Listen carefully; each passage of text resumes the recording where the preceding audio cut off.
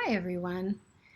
I've been getting some questions recently about the philosophy of this channel, my personal philosophy in regards to health and nutrition and weight loss.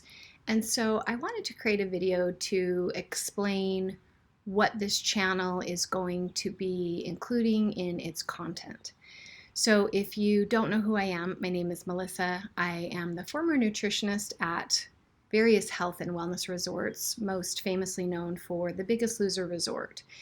And my time as a nutritionist at the Biggest Loser Resort really opened my eyes to the diet culture and the hustle culture that seems to permeate health and wellness. I would watch as guests would come for a minimum stay of a week and sometimes up to months. And they were subjected to hours and hours of grueling exercise workouts with a very calorically restrictive diet. And as a new health professional in the field, of course, my job was to promote and propagate the messaging that was part of these weight loss resorts. And as I watched guests come so desperate for help and answers and support to their health and wellness journey, and I felt the message they were receiving there was one of an unsustainable lifestyle where one had to push themselves and exercise an unreasonable amount of time, which in my view is ultimately punishing a body to try to achieve a specific number on the scale. And because their success was measured by that number at the end of their stay, all of the hours, all of the sweat, all of the deprivation, all came down to what that number on the scale showed them at the end of their stay. And most often, guests were depleted and discouraged by their results. I think they were heavily influenced by the TV show The Biggest Loser and expected a huge loss in number. And we've talked about in some of my previous videos the difference between fat loss and weight loss. And there is an enormous difference in what that means to our overall metabolic health. So as these guests came to the resorts, they put their lives on hold. They spent thousands of dollars, left their families, left their professions to come try to regain a sense of health and wellness. They would then go home, and regardless of their results at the resort, they would go home, fall back into old lifestyle habits, and very quickly regain any of the weight that was lost, and oftentimes more. And then I would see them again in a year. And in fact, I remember the first time that I was sitting in what was called orientation, where all the guests came and introduced themselves, shared a little bit about their story, and the guests that were stay-over guests would offer some advice. And I remembered sitting there for my first time and hearing how many of the guests were repeat guests.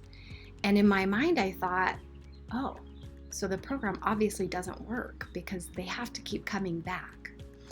So this experience really shaped my perspective on health and weight loss. And so my intention for my work now in private practice and on this channel is to really help redefine and help people to get in touch with and actually discover what health and wellness means to them.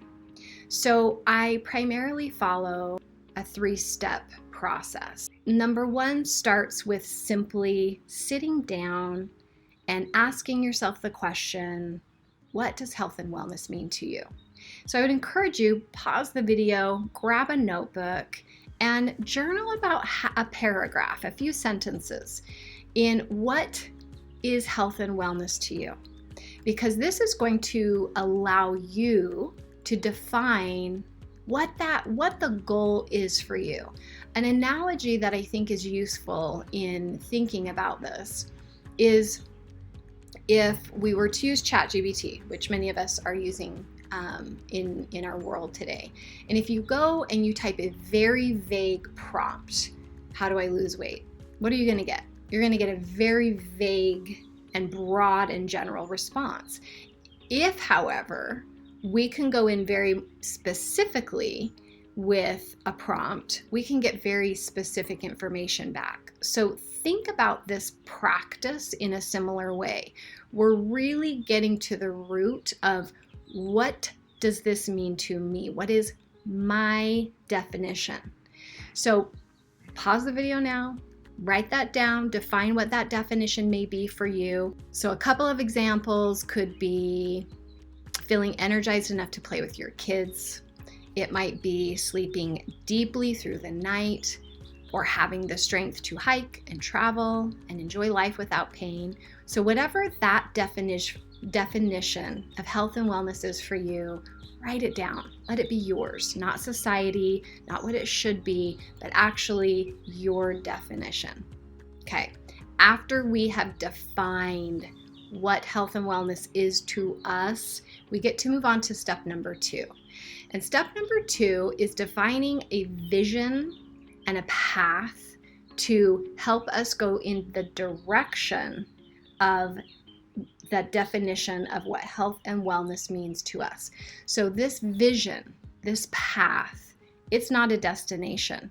It is a direction that's going to guide our decisions and our goals throughout our life. So it's really important to define what this vision, what this path is for us. So again, I'd invite you to pause the video, spend a moment and define, what is my vision? What is my path to health and wellness? This might be, I love and appreciate my body and take good care of it. Or it could be, I make choices that reflect my worth and value. It could be, I am strong, flexible, and resilient.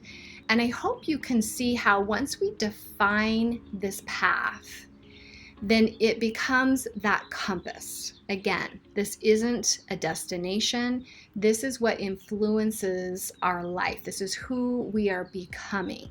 So we're really starting to cultivate health and wellness on our terms, not what has been put upon us by society or any other metric of success.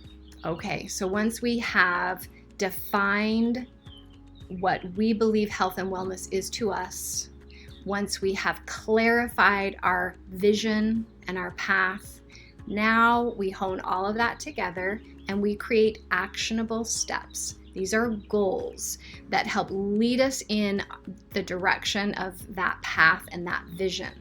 So with these goals, it helps us be accountable, it's actionable, it helps give us feedback. And here's the really great part about these goals. It's not about success or failure, it's feedback, it's information.